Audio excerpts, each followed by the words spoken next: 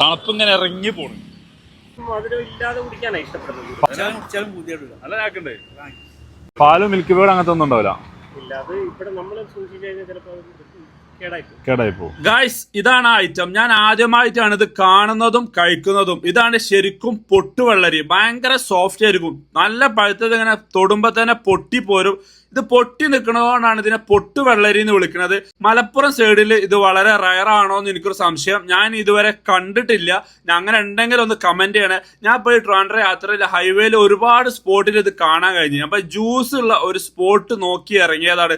കാരണം ഞാൻ ഒരുപാട് വീഡിയോസ് കണ്ടിട്ടുണ്ട്. അപ്പൊ അതൊന്ന് കഴിച്ചിട്ട് ഒരു അഭിപ്രായം പറയാമെന്ന് വിചാരിച്ചു.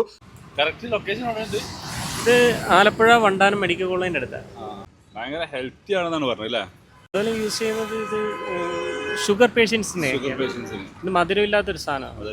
നമ്മൾ പിന്നെ മധുരം ചോദിക്കുന്നവർക്ക് മധുരം ഇട്ട് കൊടുക്കും. മധുരം ഇല്ലാതെ തന്നെ നോർമൽ മധുരം ഉണ്ട്. അതിനകത്ത് വേണമെങ്കിൽ നമുക്ക് തേങ്ങാപ്പാലൊക്കെ ഉപയോഗിച്ചിട്ട് ചെയ്യാം. അതിന് ഇച്ചിരി കൂടെ ടേസ്റ്റ് ചെയ്യാം.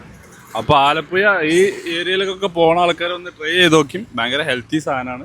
നിങ്ങളുടെ പേര് സജീർ ഖാന്റെ കൗണ്ടറിൽ നിന്നാണ് നമ്മളിത് കുടിച്ചു കേട്ടാ. ടേസ്റ്റാ? അടിപൊളി സാധനം.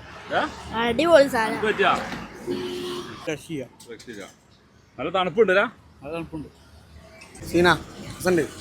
നല്ല സോഫ്റ്റ് ഉണ്ട് സാധനം. നൈസ് സാധനം. അതിൻ്റെ ഉള്ളിലത്തെ സാധനം കടിക്കണം. അപ്പോൾ അതിൻ്റെ ഒരു ഇത് കിട്ടുള്ളൂ. ആ ഒരു തണുപ്പും അങ്ങനെ കടിക്കണം. അപ്പൊ അതിൻ്റെ ഒരു തണുപ്പും. പൊട്ടുവെള്ളരി എവിടെ കണ്ടാലും ഇറങ്ങിക്കോളിയും. ജ്യൂസ് ഉണ്ടാ നോക്കിക്കോളിയും, കുടിച്ചോളിയും. ഒരു രക്ഷയില്ലാത്ത കിടിലൻ ഹെൽത്തി ഡ്രിങ്ക് ആണ്.